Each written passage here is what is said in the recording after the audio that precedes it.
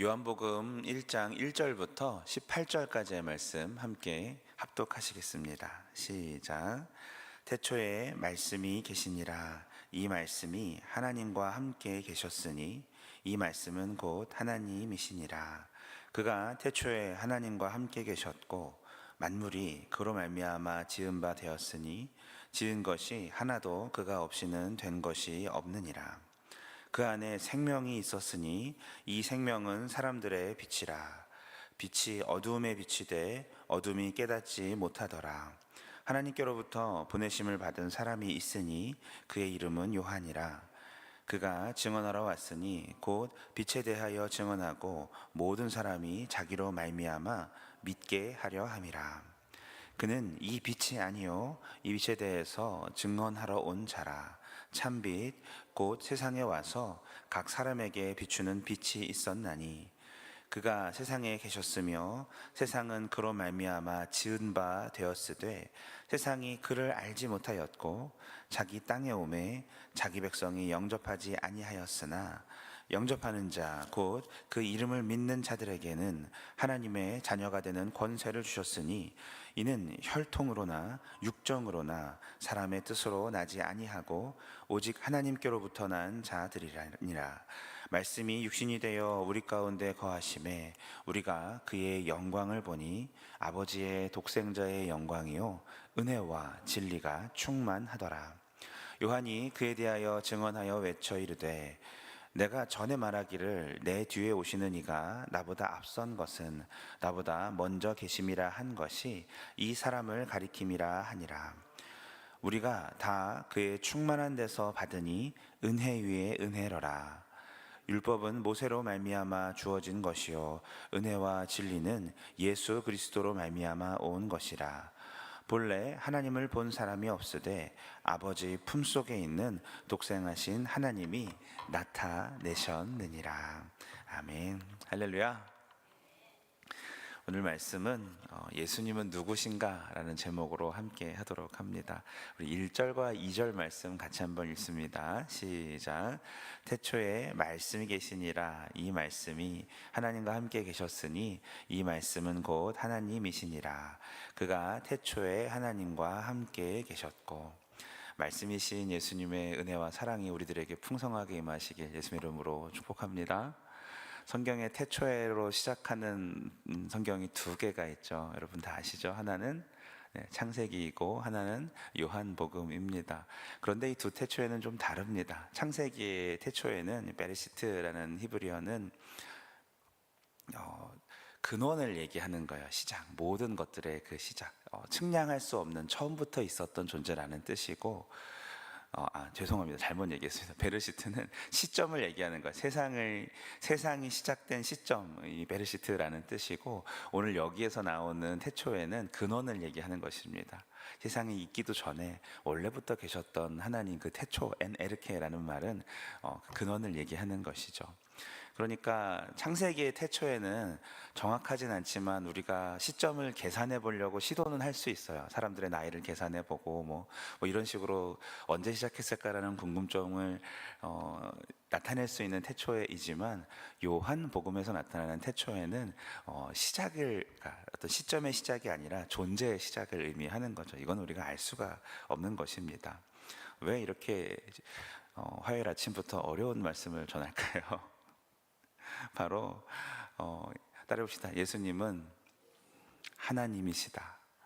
네, 그런 말씀이에요. 인간의 지혜나 어떤 것으로도 계산할 수 없는 시작을 가지신 바로 그 하나님이시다라는 말씀을 전하고 있습니다. 영원의 개념입니다. 처음부터 계셨던 주님을 요한복음에서는 태초에라고 표현을 하고 계세요. 예수님은 처음부터 하나님의 뜻을 이루는 분이셨으며 하나님이셨습니다. 3절과 4절 말씀 같이 읽습니다. 시작. 만물이 그로 말미암아 지은 바 되었으니 지은 것이 하나도 그가 없이는 된 것이 없느니라.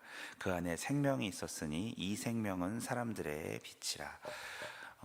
3절과 4절에서 알 수 있는 예수님은 누구실까요? 따라해 봅시다. 예수님은 창조주이십니다. 네, 그렇습니다. 만물이 성경에 보니까 모든 것이 예수님으로 말미암아 지은 바 되었다라고 하고 있습니다. 예수님 없이 창조된 것은 이 세상에 없다라는 말씀이겠죠. 모든 피조물의 생명도 예수님께서 주신 것이라고 지금 기록을 되온 것을 우리가 봤고, 우리 인간도 마찬가지입니다. 인간을 만드셨기 때문에 십자가를 통해서 우리를 처음 지으신 그 모습 그대로 회복시킬 수 있으셨음을 믿으시길 바랍니다. 따라해 봅시다. 예수님은 창조주이십니다. 네, 그렇습니다. 예수님은 성부 아들이시기 이전에 창조주셨었어요. 아들로도 계셨었죠. 그러니까 십자가를 지시기 전에 이미 창조주셨다는 뜻입니다. 제가 지금 여기서 말을 잘못하면 이단이 되기 때문에 저도 굉장히 조심스럽습니다. 자, 5절 같이 읽습니다. 시작. 빛이 어둠에 비치되 어둠이 깨닫지 못하더라. 예수님은 세상의 빛이셨습니다. 빛이십니다. 당시 세상에는 당시 문화가 선한 것을 빛이라고 표현하였고 악한 것을 어둠이라고 표현을 많이 하는데, 어둠이 이 빛 대신 예수님을 삼키려고 사람들이 가장 두려워하는 죽음을 가지고 위협을 했으나 예수님은 그 죽음마저도 이기신 분이심을 여러분 믿으시길 바랍니다. 오히려 십자가에서 죽으시고 부활하신 그 예수님께서 예수님의 빛을 온 세상으로 퍼뜨려서 온 세상을 비추는 광명한 빛이 되게 하셨습니다.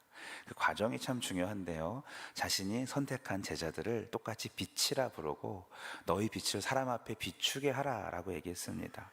어디 혼자 신앙생활 하지 말고 산 위에 있는 동네가 숨길 수 없듯이 다 보이듯이, 울산에서 잘 보이는 산이 어딘가요? 제가 여기 산이 많지 않아서 잘 모르겠는데 강원도에 있을 때는 뚜렷하게 큰 산이 하나 도시에 있어가지고 저 산이 그 모든 중고등학교 교과에 다 들어가 있어요. 봉이산이라고 하는 단어가.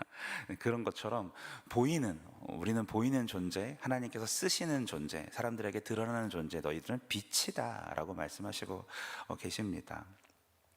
그래서 우리는 악을 이기는, 아까 선을 빛이라고도 표현한다고 하시지 않았습니까? 사랑하는 여러분, 선으로 항상 악을 이기시길 바랍니다. 주님의 빛을 받아 나 또한 빛으로 믿음으로 밝히며 살아가시길 예수 이름으로 축복합니다. 따라해 봅시다. 예수님과 나는 세상의 빛이다. 성경이 말하고 있는 것이죠. 빛이라는 것이 5절이었습니다.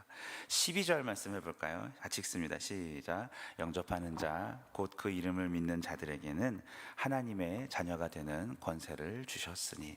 자, 여기서부터 이제 요한복음에 쓴 목적이 뚜렷하게 증거되기 시작하는데, 요한복음은 앞에 있는 막 누가복음과 다르게 공관복음, 같은 관점으로 시놉틱으로 쓰여진 것이라면, 이 요한복음은 조금 더 시간이 지난 후에 이단들이 하도 많으니까, 혹은 유대인들이 메시아닉 유대인들을, 예수님을 믿는 사람들을 핍박을 많이 하기 때문에 이 복음이 누구에게 온 것이냐라는 것을, 예수님이 누구셨냐는 것을 설명하는 것이었습니다.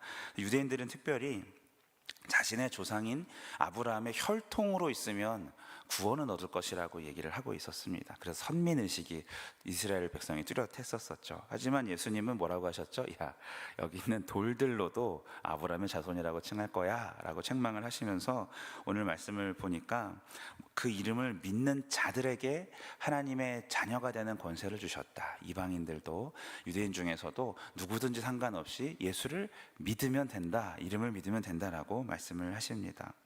건강한 사람이든 병든 사람이든 나이 든 사람이든 아기이든 유대인이든 이방이든 상관없이 예수님의 이름을 믿기만 하면 주님의 자녀의 신분을 얻게 되고 그 품에 안길 수 있는 것입니다. 여러분, 우리가 다른 나라의 시민권 따려고 그러면 얼마나 힘듭니까? 하지만 천국의 시민권은 믿음이라는 정말 중심을 고백하면 되는, 이것도 쉬운 일은 아니겠지만 그래도 하나님 앞에 온 마음으로 나아가면 언제든지 불러주시는, 우리에게 주시는 신분인 것을 믿으시고 더욱더 믿음을 굳세게 하시길 예수님 이름으로 축복합니다. 네, 마지막으로 예수님은 누구실까요? 16절, 17절 같이 읽습니다. 시작. 우리가 다 그의 충만한 데서 받으니 은혜 위에 은혜로라. 율법은 모세로 말미암아 주어진 것이요 은혜와 진리는 예수 그리스도로 말미암아 온 것이라. 예수님이 은혜이시고 예수님이 진리 그 자체이십니다. 진리의 원천이라는 뜻이죠. 우리가 선물로 받아 누리는 모든 은혜, 우리의 행위와 상관없이, 우리가 잘하고 잘못하는 것과 상관없이 오늘 새벽에도 하나님께서 내려주시는 이 은혜의 원천은 바로 예수 그리스도이십니다. 할렐루야. 그러면 우리는 어떻게 살아야 할까요? 은혜를 받은 자답게 풍성하게 사시길 바랍니다. 사람들에게 나누어 줄 것이 있고, 다른 사람의 이야기를 들어줄 귀가 있고, 하나님의 사랑을 대변하여 품어줄 수 있는 그 사랑을 가지신 은혜의 사람 되시길 축복합니다. 두 번째는 진리를 따르는 사람답게 사시길 바랍니다. 그분을 얼마나 닮으려고 묵상하십니까? 진리를 따른다는 것은 성경 말씀을 읽고 그대로 살아야지보다 더 깊은 이야기입니다. 그거는 저 율법을 달달달 외웠던 바리새인들이 잘했던 거고요. 우리는 말씀도 알아야 되지만 그 말씀이신 예수님을 더 깊이 알아야 하고, 그렇게 말씀하신 이유를 생각하면서 그분과 동행하는 데 초점을 맞춰야 될 것입니다. 할렐루야.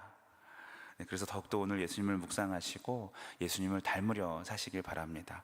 신앙생활은요, 농부의 수고가 필요하고, 경계하는 자가 규칙을 잘 지키듯이 말씀을 잘 지키는 것이 필요하고, 그리고 군인같이 삶의 영향을 받지 않고 오히려 다른 사람들에게 영향을 미치는 사람이라고 얘기하고 있습니다. 여러분, 예수님의 은혜를 받아 풍성하게 살아가시고 예수님의 진리를 따라서 능력을 증명하시는 저와 여러분 되시길 예수 이름으로 축원합니다. 말씀을 맺습니다. 하나님께서는 하나님이신 예수 그리스도를 우리에게 주셨습니다. 이렇게 귀한 분을, 이렇게 온 우주의 중심이 되시는 그 분을 우리에게 주셨고, 우리는 그 예수님을 우리 마음속에 새기고서 살아가는 사람들입니다. 예수님의 십자가를 우리 등에 걸고 우리도 살아가는 사람들입니다. 그렇다면 이것을 아는 것보다 오늘 어떻게 살 것인가를 기도하면서 고민해 보시고 예수님을 믿는 자녀답게 믿음으로 살아내시길 예수님 이름으로 축복합니다.